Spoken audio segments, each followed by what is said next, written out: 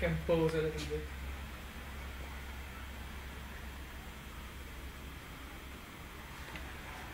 Tak. Tohle je pro Martinka, tady bude spát, to se dá rozložit. Tady můžete pěkně jíst, lednička, sporák, kuchyňka,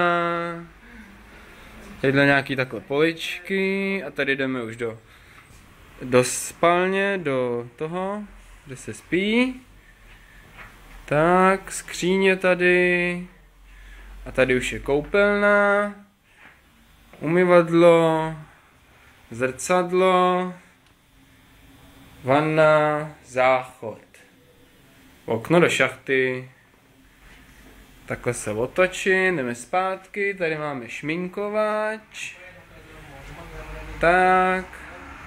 A takhle, když potom vyjdu ven, tak je tady takovejhle skvělej, úplně nádherný výhled. A tam na tom balkónu vedle, takhle, tak tam se můžeme vidět. Tak, tohle je paní domácí, milá paní, a tohle je týpek z realitky, agent.